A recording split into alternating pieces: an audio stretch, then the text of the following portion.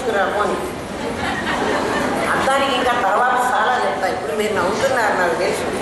ఇప్పుడు ఈ అద్దంలో ఈ అద్దం ఎంత చిన్నదిరా,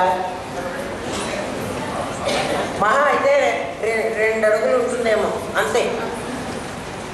2 అడుగులు పొడవు, 1 అడుగు పావు అడుగున్నర వెడల్పు ఉంటుంది అద్దం. ఇప్పుడు ఈ అద్దంలో ఇది తిప్పాననుకో, వీళ్ళందరూ పడ్డారు. వాళ్ళందరూ ఎంతమంది మనుషులు, వాళ్ళందరూ ఇందులో పట్టారా లేదా, ఆ ప్రతి మనిషి ఇందులో ఉన్నారా లేదా, కనపడుతున్నారా లేదా, ఈ అద్దం ఇది తిప్పాను. వీళ్ళందరినీ తీసేసి వీళ్ళందరినీ ఎక్కిస్తున్నానా? మరి వీళ్ళు కూడా పడ్డారే.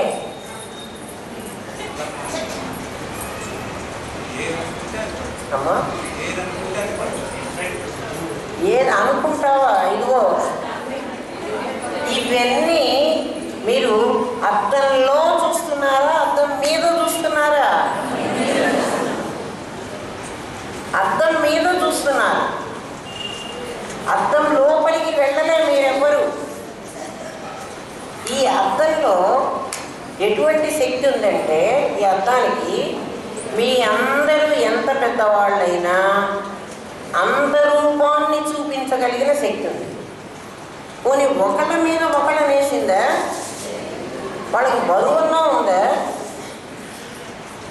అందరినీ చూపిస్తోంది, అంత ఆకారాలే చూపిస్తోంది. పోనీ ఇంత ఆకారాలు చూపించిందా? చుక్కలు చుక్కలుగా పెట్టిందా మిమ్మల్ని? మీరు కట్టుకున్న చీర, దాని అంచు, దాని బొమ్మలు, దాని మొత్తం, నా పెన్నుని ఎట్లా మీ లోపలికి తీసుకున్నారో, ఈ అద్దం మిమ్మల్ని అందరినీ అట్లా లోపలికి తీసుకుంది.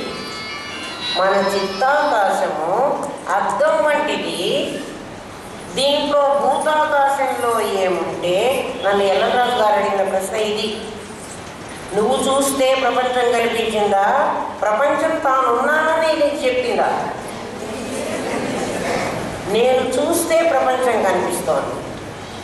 ప్రపంచానికి సహజంగా ఈ జడానికి నేనున్నానని చెప్పగలిగిన స్థితి లేదు. అట్లా నీవు నయాగరా అనుకుంటే నీ చిత్తాకాశంలో నయాగరా వస్తుంది. హిమాలయాలు అనుకుంటే నీ చిత్తాకాశంలో హిమాలయం వస్తుంది. మీ అమ్మా నాన్న అనుకుంటే అమ్మా నాన్న ఉంటారు. అద్దంలో ఎంతమంది అయినా ఎలా పడతారో, నీ చిత్తాకాశంలో ఎన్నైనా భూతాకాశంలో ఉన్నవన్నీ అందులో పడతాయి. అది జీవ సృష్టి. అది నిన్ను బాధిస్తున్నది. దాని వ్యవహారం తెలియకపోబట్టి నువ్వు బాధపడుతున్నావు. లేకపోతే నీకు బాధపడాల్సిన పని లేదు. నీ చిత్తాకాశము అద్దం వంటిది అని ఎప్పుడు తెలుస్తోందో, అందులో పడ్డ బొమ్మ మిథ్య, సత్యం కాదు. అందులో పడ్డ బొమ్మ సత్యత్వం లేదు. అవునా?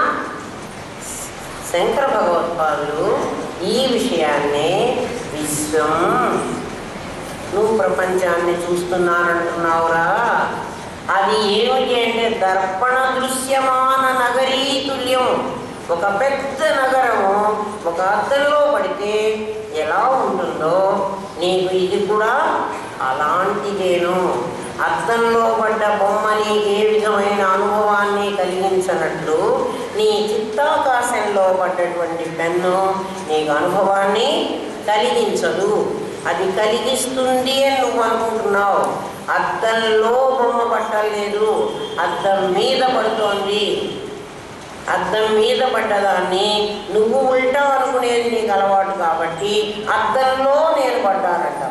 అద్దంలో నాకు నేను చూసుకున్నాను. అద్దంలో చూసుకోవడంలే, నేను అద్దం మీద చూస్తున్నాను. అద్దం లోపలికి పంపించడానికి దానికి అన్నమే లేదు. ఒక లోపలికి పోవాలంటే ఒక ఎంట్రన్స్ కావాలి. ఎట్లా పోతుంది అద్దంలోకి?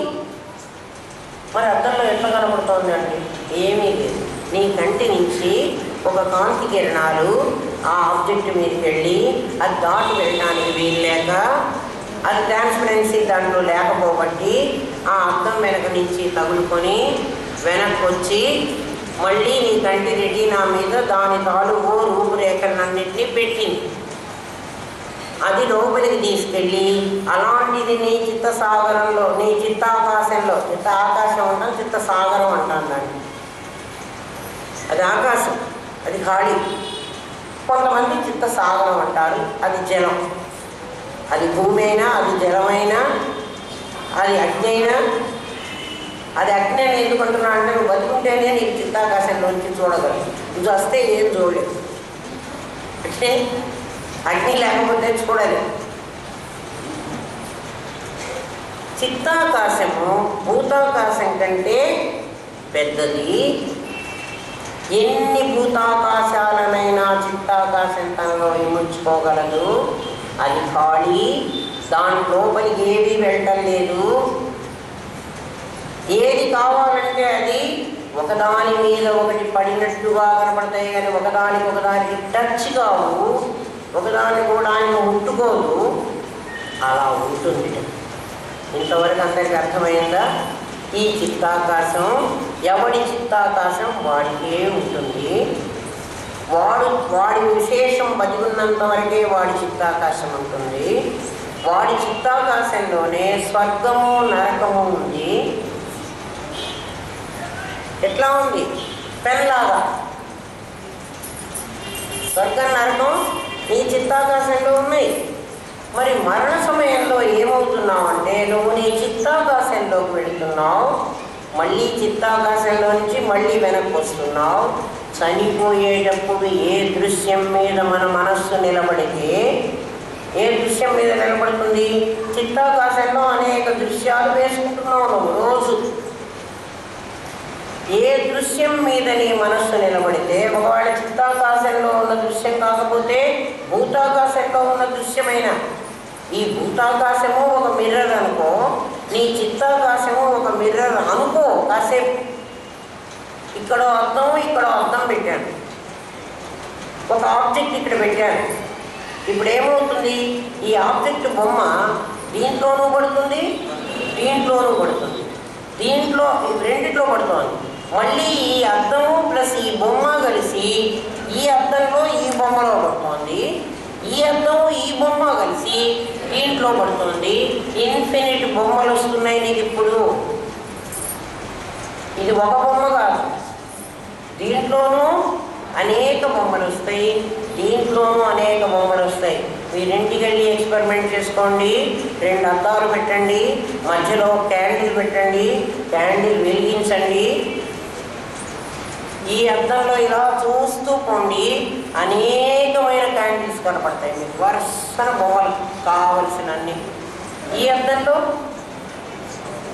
ఎన్నో కనపడతాయి. ఈ భూతాకాశంలో నుంచి నీ చిత్తాకాశము మనం చచ్చిపోతే పోవటం లేదు. ఎందుకని పోవటం లేదు? స్థూలమే పోతోంది కానీ సూక్ష్మం పోవటం లేదు. సూక్ష్మం మళ్ళీ వస్తున్నది. ఆ సూక్ష్మం ఎలా వస్తుంది అంటే ఒక స్థూలాన్ని తొడుక్కొని వస్తుంది. ఇది మనం అర్థం చేసుకోవాలంటే, నా దగ్గర వేరుశనక్కాయ ఉంది, వేరుశనక్కాయ చెక్కు తీసేసి చెక్కు పారేసి గింజ మళ్ళీ భూమిలో పెట్టాను. ఇప్పుడు నేను గింజే పెట్టాను భూమిలో, మళ్ళీ గింజే రావాలి. కానీ ఇంకొక 2 చెక్కులు నేర్చుకుని, నీ చెక్కు తీసి పారేసా కదే, మళ్ళీ ఎందుకు వేసుకొచ్చావంటే మళ్ళీ చెక్కు నా లోపలే ఉంది అంటుంది ఆ గింజ. మనం చెక్కు తీసేస్తున్నాం, మనం చచ్చిపోతున్నాం అంటే అంతే, ఏం కావటం లేదు. మన గింజ లోపల అలాగే ఉంది. ఆ గింజ మళ్ళీ ఏం చేస్తుంది? ఇంకొక జన్మను తీసుకొని వస్తాం, మళ్ళీ ఇంకొక చెక్కు తెస్తోంది. చెక్కులన్నీ, పైకున్న చెక్కులన్నీ ఈ శరీరాలు. దీని మీద వైరాగ్యం ఎందుకు కలగదర్రా ఆలోచించండి. అభ్యాసం చెయ్యి, ఆటోమేటిక్గా వైరాగ్యం కలుగుతుంది. అభ్యాసం చేయకుండా వైరాగ్యం రావాలంటే రాదు. అంతేగాని కాషాయ బట్టలు కట్టుకుంటే, ఇల్లు వాకిలి వదిలిపెట్టిపోతే, పెళ్ళాం పిల్లల్ని వదిలేస్తే నీకు వైరాగ్యం రాదు. ఎవరిని వదిలేయవాకండి, వాళ్ళందరూ ఉండనివ్వండి. పైగా జాగ్రత్త అవస్థలో ఉన్న 8 గంటలు మాత్రమే వాళ్ళతో మనకి సంబంధం. స్వప్నంలో సంబంధం లేదు, సుషుప్తిలో సంబంధం లేదు. 16 గంటలు సంబంధం లేదుట, 8 గంటలు సంబంధం ఉందిట. వీళ్ళు నాకు బంధం అని మనం ఏడుస్తున్నాం. అసలు వాడు బంధమే కాదు. ఎవడి కర్మ ఉంది వాడి ప్రపంచంలోకి వచ్చాడు, వాడి పైన వాడు చేసుకుంటున్నాడు. మరి నాకు బంధం ఏదండి? కోతి కుండలో చేయి పెట్టి గింజలు పట్టుకుని, నువ్వు ఆ భర్త వల్ల, ఆ కొడుకు వల్ల, ఇంకెవరి వల్ల నీకేదో కావాలని నీ మమకారంతో వాళ్ళని పట్టుకున్నావు. నువ్వు వాళ్ళెవరు నిన్ను పట్టుకోలేదు. ఎవడెవడికి వాడు పట్టుకుంటున్నాడు. భర్త చచ్చిపోయిందని భార్య ఎందుకు ఏడుస్తోంది? ఏమ్మా ఎందుకు ఏడుస్తోంది? వాడు ఆ చచ్చిపోయేటప్పుడు రామకృష్ణ పరమహంస కథ చెప్తాడు కదా, అమ్మ ఆ నీళ్ళు తాగు, నువ్వు చస్తావు, నీ మూడు బతుకుతాడు అంటే ఏ పిల్లవన్నా తాగుతుందా? వచ్చినాదా? వాడు పోతే పోయినాడు, నా పిల్లల్ని నేను చూసుకోవాలి, నేను ఉంటాను. ఎవరేమనుకోవాలండి, విషయం అది. అది ఎందుకు ఏడుస్తోందంటే వాడు సంపాదించిన డబ్బులు పోయినాయని ఏడుస్తోంది. వాడు ఉంటే తాను ఏదో అన్నీ అలంకరించుకొని తిరగచ్చని ఏడుస్తోంది. వాడు పోతే హోదా పోతుందని ఏడుస్తోంది. దీనికి ఒక పెద్ద సర్వెంట్ పోతాడని ఏడుస్తోంది. దీనికి ఒక పెద్ద అంతే. వాడు కూడా ఎందుకు ఏడుస్తున్నాడు? ఇంటికి ఏమీ కష్టపడకుండా ఒక కాపలా మనిషి ఉంటుంది, రూపాయి కూడా ఇవ్వక్కర్లే వాచ్మెన్కి. వాచ్ ఉమెన్ ఏమీ ఇక్కర్లే. ఏ హోటల్కి పోకుండా వేళకి ఇంత కూలి ఉడకబెట్టి పెడుతుంది. నేను వ్యంగ్యంగా చెబుతున్నా కానీ ఎవడైనా వాడి సుఖం కోసమే ఇంకొకరిని ఉండాలి అని అనుకుంటున్నాడు. లేకపోతే ఎవడు ఎవడి కోసం ఉండడు. ఎవడికి ఎవడు అక్కర్లేదు అసలు. ఒక్కసారి ఈ స్థూల శరీరాన్ని వదిలేసి చెక్కు తీసేసినట్లు మా గురుదేవులు మమ్మల్ని ప్రత్యేకంగా శ్మశానానికి పంపించి చూడమనేవాడు. ఆ చచ్చిపోయిన వాడి గురించి వాడి బంధువులందరూ ఏడుస్తుంటారు. ఏడుస్తూ ఉంటే వాడు ఎందుకు ఏడుస్తున్నారని మేము అడగక్కర్లే, ఉంటే నుంచుంటాం మేము అక్కడ. వాడు మాట్లాడుకుంటూ ఉంటారు. వాడు ఏం చెయ్యలేదో అవన్నీ చెప్పుకుంటూ ఉంటారు. ఈ పిల్లకు పెళ్లి చేయకపోయా, చెప్పిన మాట వాడు వినకపోయా, చచ్చాడు కదా అయితే వాడు వినేది.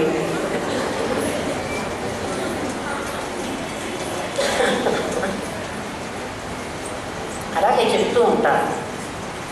ప్రాక్టికల్ నాలెడ్జ్ కోసం వెళ్ళాలరా, అట్లా వెళ్ళమనేవాడు మా గురుదేవుడు మమ్మల్ని. ఎవడు ఎవడి కోసమో ఏడవడం లేదు, వాడికి పోయిన సుఖాలు పోతాయని మాత్రమే ఏడుస్తున్నాడు. ఆ చెక్కు తీసేస్తే లోపల ఉన్న గింజ మళ్ళీ ఇంకొక విత్తనాన్ని వేసుకుని, ఇంకొక తొడుగును వేసుకుని ఎలా వస్తున్నదో మన చిత్తసాగరం, చిత్తాకాశం పరెవరు ఉంటున్నది. స్థూలం పోయిన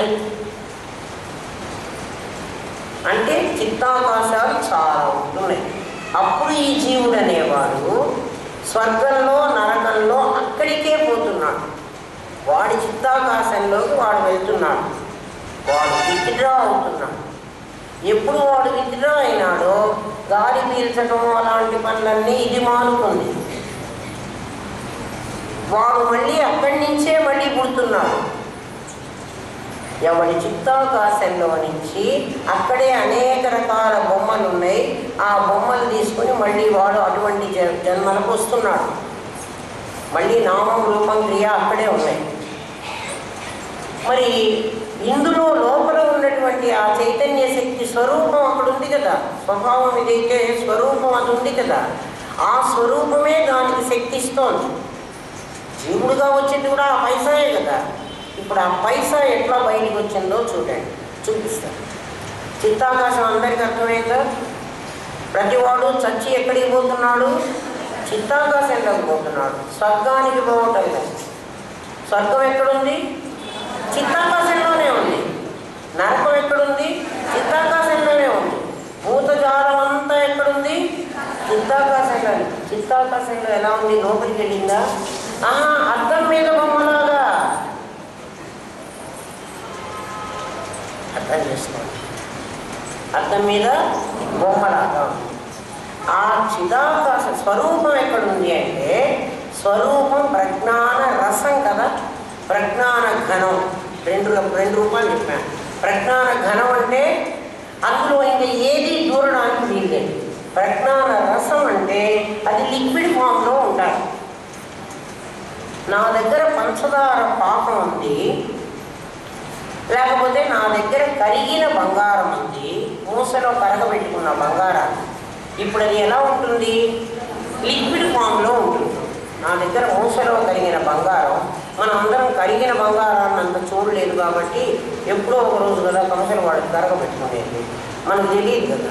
మనకు ఈజీగా అర్థమయ్యేది పంచదార పాకం. గిన్నెలో పోసి పంచదార పోసి కదా నీళ్ళు పోస్తే పాకం వస్తుంది. పాకం ఏ స్టేజ్లో ఉంది? లిక్విడ్ ఫామ్లో ఉంది, సెమీ లిక్విడ్ ఫామ్లో ఉంటుంది. మరీ నీళ్ళలాగా ఉండదు. పంచదార పాకం తెలుసు కదా, బెల్లం పాకం, మీ ఇష్టం ఏ పాకం అన్నా పెట్టుకోండి. నా దగ్గర అచ్చులు ఉన్నాయి. ఏమచ్చులు? చక్కెర అచ్చులు, చెక్క మూలలు, అవి నా దగ్గర ఉన్నాయి. వాటిల్లో దీన్ని పోస్తాను.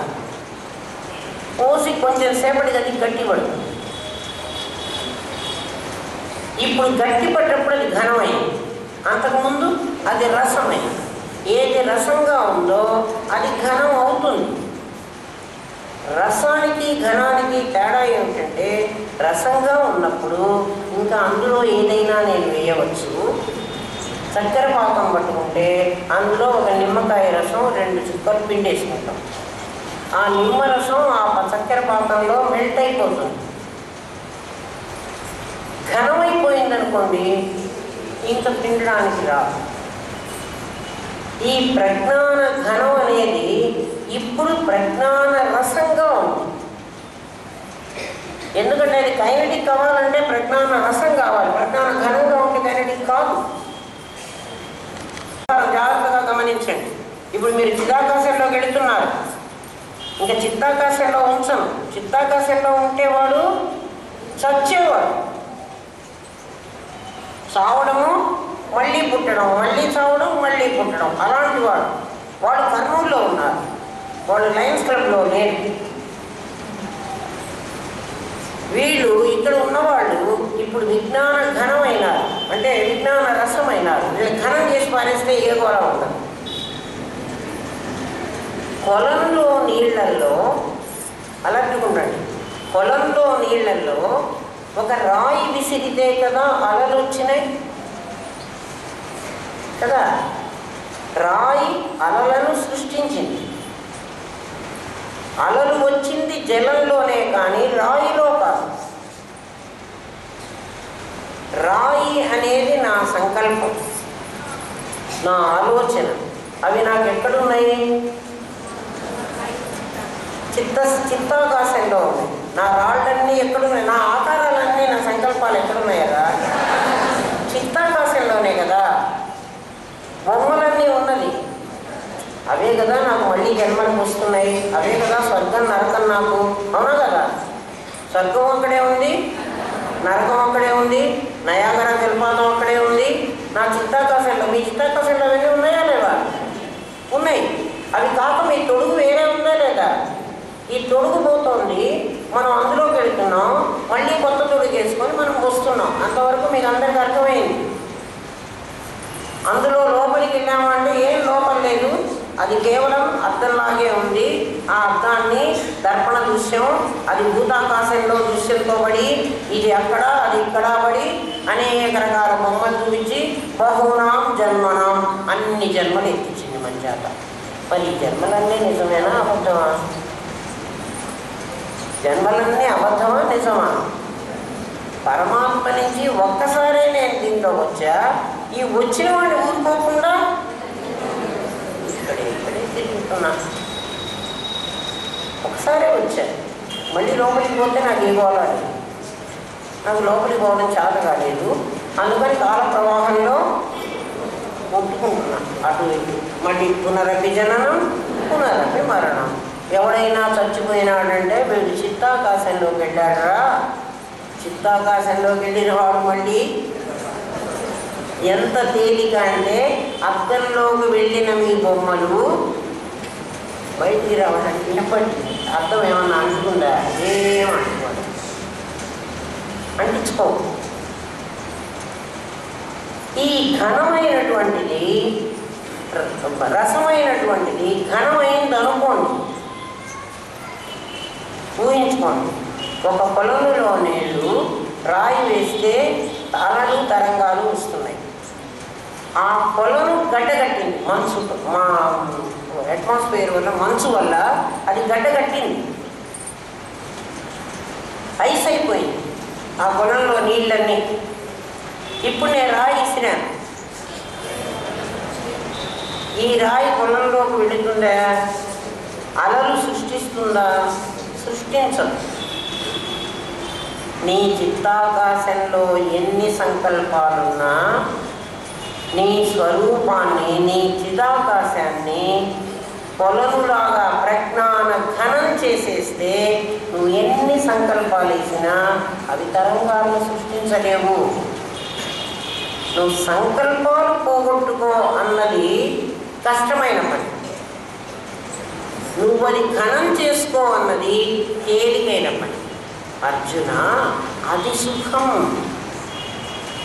నువ్వు ప్రయత్నం చంచలం మన కృష్ణ, ఇది చంచలంగా ఉంది అని నువ్వు అనుకుంటున్నావు. నేను ఇది సుసుఖం కర్తుమకేమని నేను చెప్తున్నాను. ఇది చాలా తేలిక, దాన్ని గడ్డగట్టించుకోవయ్యా. దాని లోపలికి ఇంకోటి వెళ్ళడానికి వీల్లేదు. అసలు దాని రూపమే ప్రజ్ఞాన ఘనం. అది అప్పుడప్పుడు కైనటిక్ అవుతోంది. దాన్ని పొటెన్షియల్లోనే పెట్టు.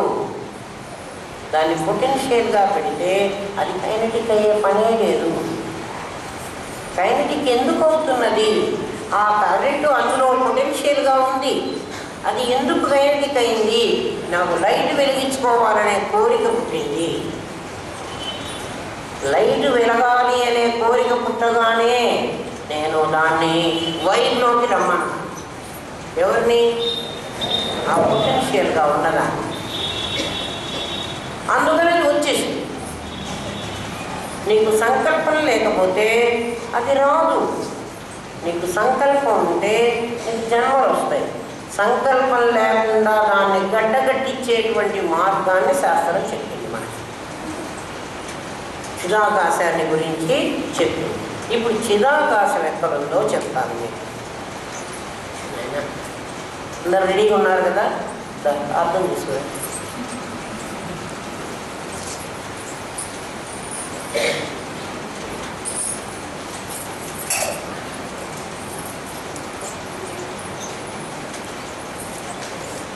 ఇది మీ చిత్తాకాశం చెప్పుకున్నాం కదా. ఈ చిత్తాకాశంలో, చిత్తాకాశం వెనక చిదాకాశం ఉంది. అది విజ్ఞాన రసంలో చిత్తాకాశంలో కూడా వచ్చింది. రాకపోతే చైతన్యమే లేకపోతే నీకు అసలు ఇవన్నీ వ్యవహారాలు అర్థం కూడా కావు కదా. వచ్చింది ఒక బొమ్మను, ఒక చెట్టు పిట్టో ఏదో మనిషి అవుతుంది. ఒక్కటే ఉందా? ఒక బొమ్మే ఉందా? ఇంకా బొమ్మలు లేవా? చెట్టు పిట్ట కలిసి ఉన్నాయి. ఇక్కడ 2 బొమ్మలు కావాలి కదా. మీకు చూడండి ఏం కనపడుతుందో. ఒక పండే ఇంత పెద్ద చెట్టులా ఉంది.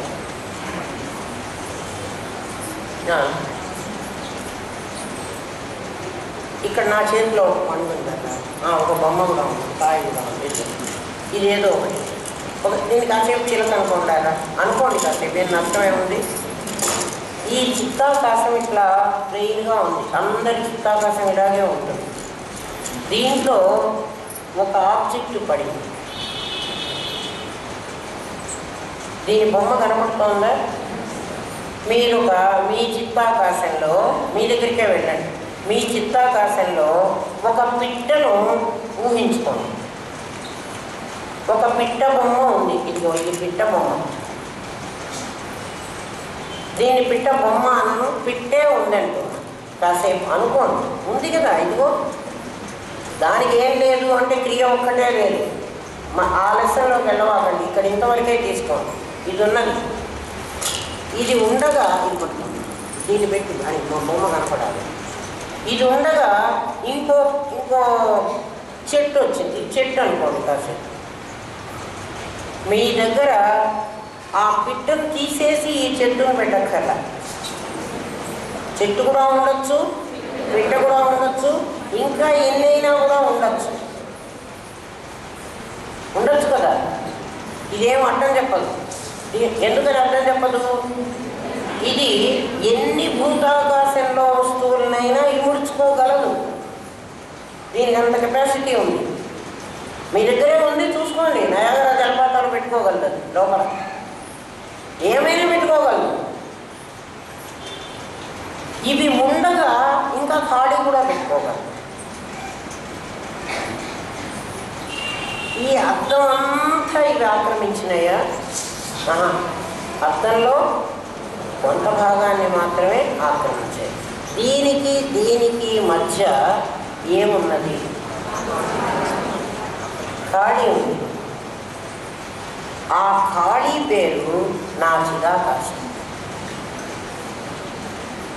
ఈ విశేషాలన్నీ ఉంటే ఈ విశేషము వేరువేరుగా ఉంటే ఆ మధ్య ఖాళీ నాకున్నది.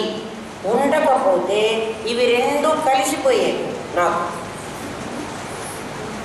మీ దగ్గర ఉన్నటువంటి చిదాకాశంలో అనేక వస్తువులు ఉన్నాయి. వస్తువులు విడివిడిగా కనిపిస్తున్నాయి. మీకు విడివిడిగా కనిపించాలంటే, అవి అతుక్కోకుండా ఉండాలంటే వాటికి మధ్యలో ఖాళీ ఉండాలి. ఏ వస్తువైనా ఖాళీ ఉండకపోతే అవి విడిగా అతుక్కుంటాయి. మన చిత్తాకాశంలో ఏ వస్తువులు కలిసి ఉండటంలా విడివిడిగా ఉంటున్నాయి. అవునా? ఆ విడివిడిగా ఉన్నట్టుగా మీకు తెలుస్తున్న మధ్య ఖాళీ స్థలము చిదాకాశం. దాని పేరు అంటే చిత్తాకాశములన్నీ చిదాకాశములో ఉన్నాయి. భూతాకాశము మీ చిత్తాకాశంలోకి ఎలా వెళ్ళిందా? చీల్చుకొని పోయిందా? ఈ చిత్తాకాశములన్నీ ఒక్క చిదాకాశంలో అలా ఉన్నాయి. అర్థమవుతోందా? ఏం కష్టం కాదు. భూతాకాశము చిత్తాకాశంలో ఎలా ఉందో, భూతాకాశం అంటే ఏమేమిటి అంటే చూసుకోండి. నదులు, కొండలు, జలపాతాలు, సూర్యుడు, చంద్రుడు, ఇవన్నీ మీ చిత్తాకాశంలో పడ్డాయి. చిత్తాకాశం అనేది ఒకటి మా దగ్గర ఉంది. ఇది రావడానికి మాకేం కష్టం కాలేదు. దీంతో సంబంధం లేదు, ఈ స్థూలంతో సంబంధం లేదు. లేకుండానే ఇది దాంట్లోకి వచ్చింది. అది ఎలా దాంట్లోకి వచ్చిందో ఆ చిత్తాకాశము చిదాకాశంలో అలా ఉంది. అర్థమైందా? పిల్లగా అర్థం చేసుకోండి.